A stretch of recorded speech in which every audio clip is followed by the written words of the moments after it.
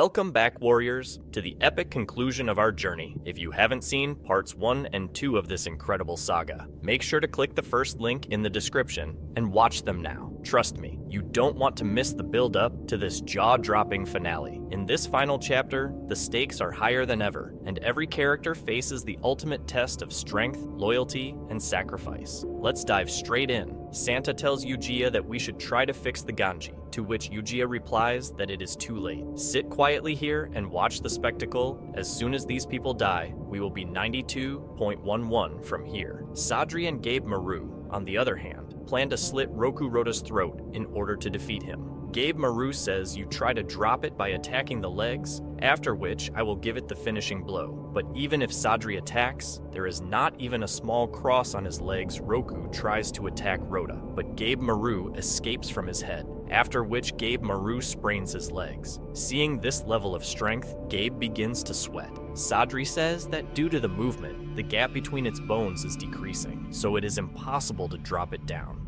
Gabe Maru starts thinking in his mind that what should be done to defeat it now. And then, we see that Roku cries so loudly out of hunger that everyone's eardrums start bursting. As soon as Gabe Mar tries to take care of himself, Roku angrily attacks him with his hands, after which the village is bloodied. Roke tries to attack her again. Sadri stands in front of Gabe Mar to save him. Gabe Mar says in his mind, "Get up quickly, kill the village, or we will both be killed." On the other hand, seeing death approaching, Sadri's faltering mind calms down, after which she stops Rokerota's attack with her god-level skills. Gabe Maru realizes in a flash that this is Sadri's true strength that she first showed in prison. On the other hand, Santa says, Sadri's rank in the female clan is 12, but it is because she is a girl. If the ranking is given on the basis of fencing, Sadri comes at number 1. On this side, Gage says in his mind, being a warrior, Sadri does not have the experience to fight in the war, but she can also fight the devil to save the lives of her friends. As Roku falls to the ground, Sadri goes behind to slit his throat, but he escapes by jumping like a frog. If they both want to defeat this giant, Gabe Mar will have to use his most dangerous attack. The Asite Blaze, Ugiya understands in the same water that something dangerous is going to happen. That's why she tells Santa to run away. On this side, Gabe attacks Mar Rokuroda with stones and trees of fire, which sets the whole forest on fire. The smoke coming out of the wood starts going into the mouth of the Rokurohota, after which the amount of oxygen in its body starts decreasing, due to which the Rokurohota starts having difficulty in breathing. Because of the long height from the top, he is not able to see anything. To escape from the smoke, Roku cries and bends down, and Gabe Mar holds his hand and says, "I will not be able to stop it for long." Quickly, cutting his throat, Sadri calms herself and takes a deep breath and attacks Roku. On seeing Sadri, he starts to remember his mother and father. He says in his mind, "Why I am always hungry? Why does no one play with me? Why does no one love me?" And then Sadri says like a mother, "No one hates you.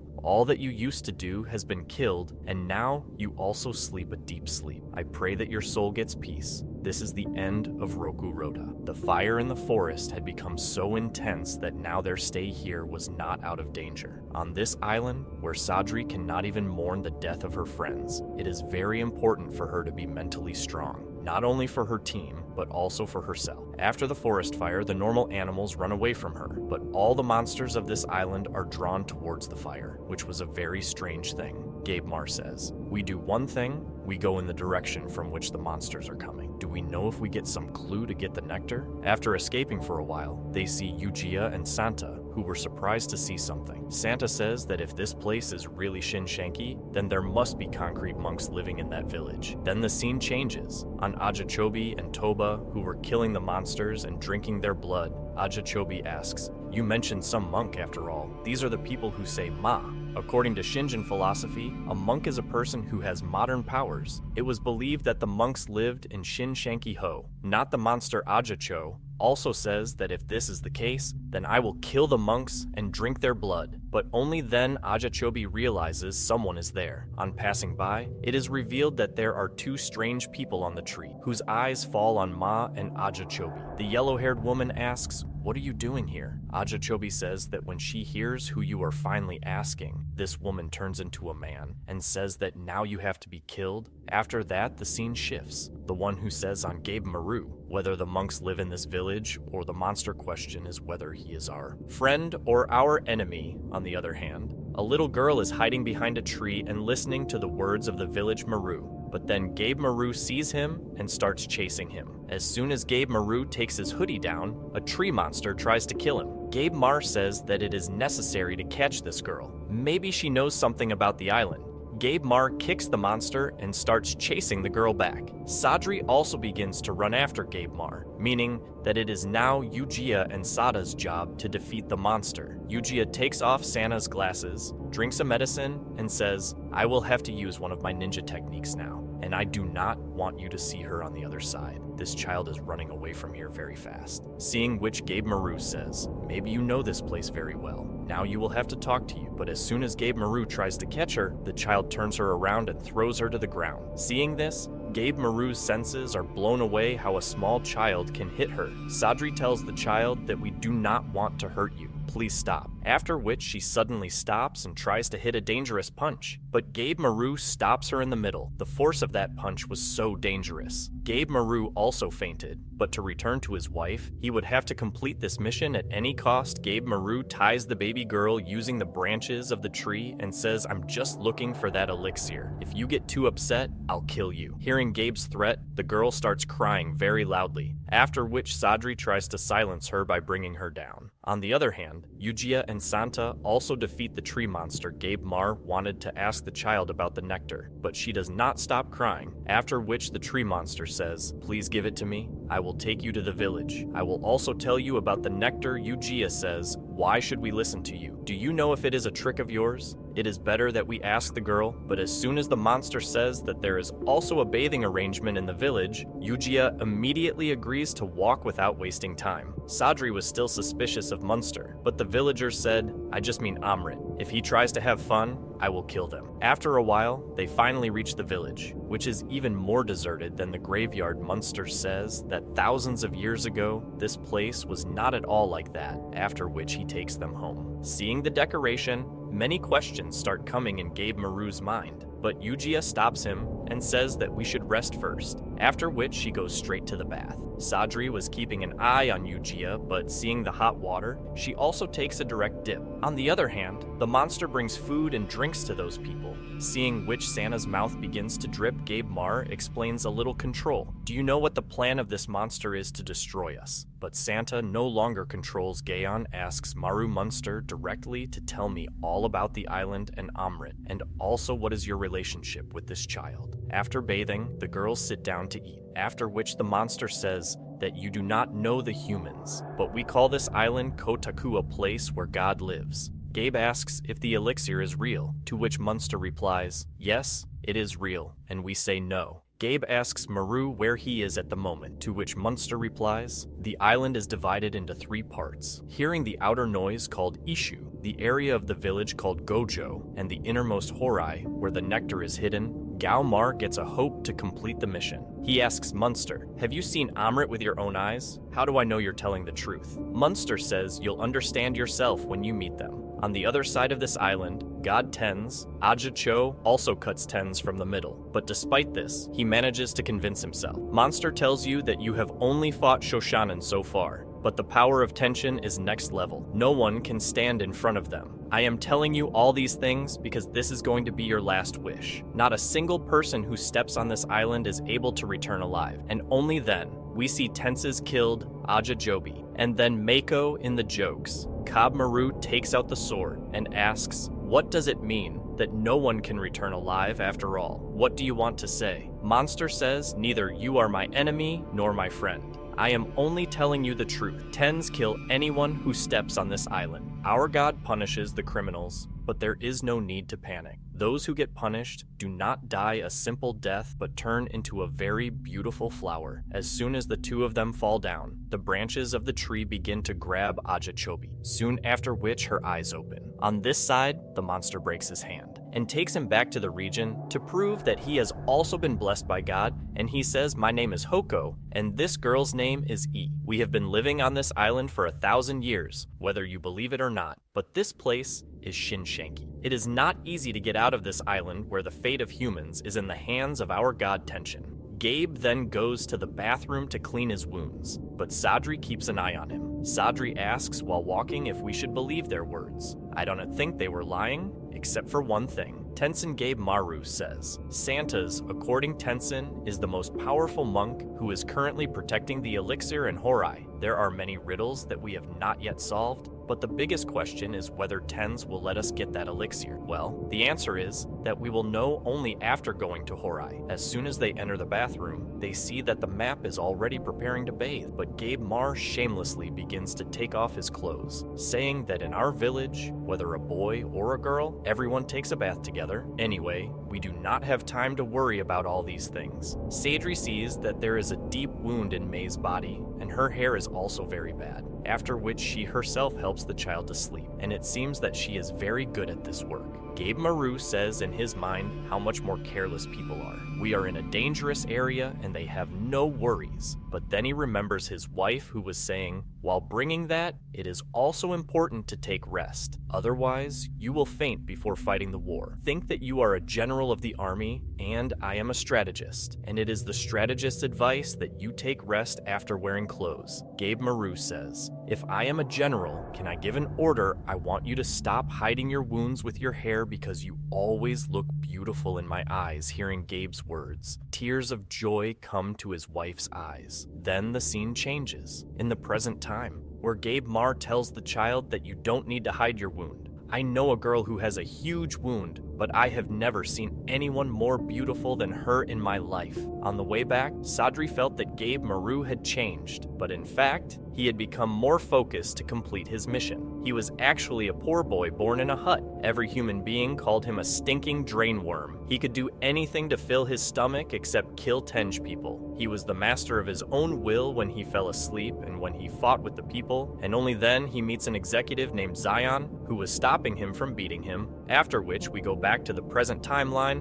where Tenj and Nuru are looking for a way out of Guy Island. Ten says that now that I know that you are a girl, I cannot put you in danger, so we will find a way out once again before going to the forest. But then suddenly, a Tenshin named Jujan reaches there, seeing which Ten's senses are blown away. Jujan says, I thought something was wrong. There is so much noise in the forest, heaps of corpses everywhere. Is it the work of both of you? Hearing this, Tenz and Nuru Gai try to run away from there, but Jujan throws Tenz away without touching him, and Nuru tries to kill Gai, but she escapes his attack. Jujan says there is no use in running away. It is impossible to escape from me. Tenz cuts out both his eyes with his sword, but to no avail. Tenz tells New Urugai that it is possible to defeat this monster. We have to run away from here. After that, Tenz cuts Fujan's hand and throat with his whole life, and Nuro starts running at full speed with the cow, but he does not give up the tense chase. Tenz and Narga do not understand what to do now, and then a flying sword cuts Jujan's throat. Xian shouts that this is the right opportunity. Run away is hell. She finally asks who is the executor, how easily it is escaping despite being blind. Tenz says it's my Ma Master Xian who detects things around with the help of his nose and ears. After escaping for a while, they finally manage to dodge the tension. Tenz tells Reigai, now you don't need to panic. My master is the best in swordsmanship. He taught me sword fighting. Xian scolds Tenz, saying, stupid, your attack was too weak. Instead of using speed, improve your technique. The result of your carelessness can cause death. Tenz asks Master, what are you doing here alone? Where is your culprit? Zion says that as soon as the criminal died, I was preparing to go home, but I could not find a way out. After a lot of searching, I finally found a place, but I was hearing voices from inside the sea that I had not heard until now. I understood that it is not possible for a blind person like me to face that thing alone. That's why I started looking for friends. Ten says, you're absolutely right, Master. The three of us will defeat the thing together, but then Xian takes out his sword and says, why are you friends with a criminal? According to the rules, You have to kill him. I did exactly the same thing. My criminal was trying to lure me, so I cut his throat. Why are you trying to save this girl? Don't forget that the female clone has only one job, separating the head of the criminals from the torso with the help of his sword. Going against the rules. It means that going against the clan says no tons. This girl is innocent. She has not committed any crime. I know that you are a good person, so you will definitely listen to me. Please let her be with us. Listening to this, Zion says, let's listen to you. I will not kill her. Nurugai says she is happy to meet you. Master Cheyenne tells her, I have not taught you anything so far, so there is no need to speak. Master Tens gets excited to go to Xi'an's place, but Xi'an says that we have to be a little careful that the monster is not dead yet. We have to make a plan for him, and only then he appears there. Zion pulls them both away from the tension, but by then, the man had already attacked her throat. Tens angrily tries to kill Jujun, but Tenzing knew all his stones. Jujan says, it is necessary to catch humans alive to change into a human, but you people have spoiled my mind. That's why now you will die? Tenj attacks him with all his might to save the lives of Xi'an and Nurogai, but it is impossible to stand in front of Jujan. Jujan uses his powers to pierce his stomach, and then we are shown a flashback where Tens tells Zion, why did you keep me with you, say Xi'an Jamada clans? Kill people with their swords, but I want to spend the rest of my life helping others. You have a lot of potential, but at the moment you are a little clumsy in sword fighting. During sword practice, Xi'an knocks Tanja down and tells her not to let her anger get the better of her. Emotion has no place in fencing. Ten says it's no use.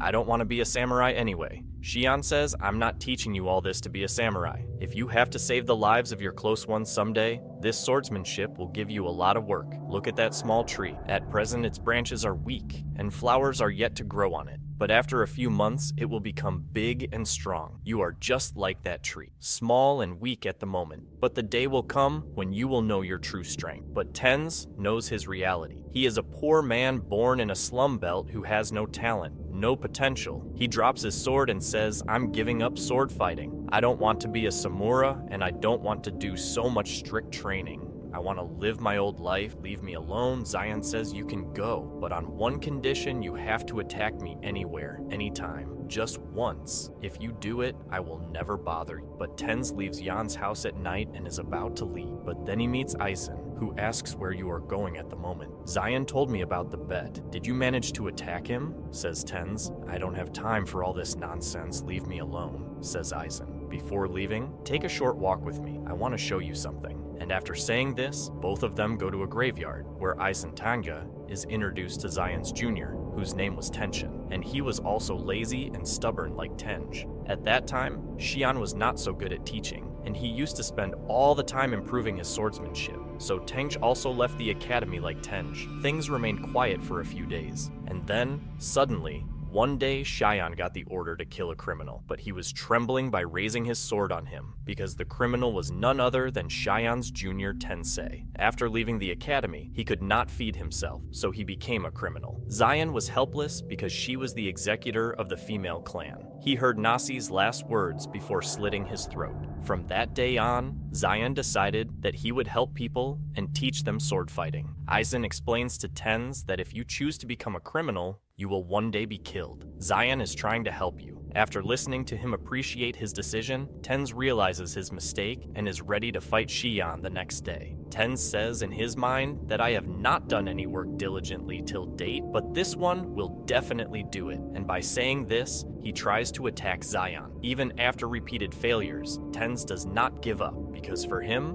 Xi'an was the first man who trusted him. He believes that Tenj will grow up to be a good swordsman and protect his close ones, after which the scene shifts. In the present time, where Tens was sitting on his knees in a pool of blood, Xi'an, on the other hand, was trying to stop his blood, and Narga was crying. So now Tens had accepted that now they are all going to die at the hands of this monster. But he wanted to change the fate of both of them, even if Tenz's life was lost, but he would make sure that Zion and Narga are able to escape by saving their lives. Jujan smiled and punched another hole in Tenz's stomach. Seeing this, Zion gets ready to attack, but Tens vomits blood and says, "Run. Master save his and Nuru's life," after which Zion runs away with Nuru's cow, and Tens starts fighting with Munster in an inebriated state. Nuru asks Guy Zion, Why did you leave him alone? He was your student. After hearing this, Cheyenne cries, he was more than a student for me. He gave his life for us like a younger brother.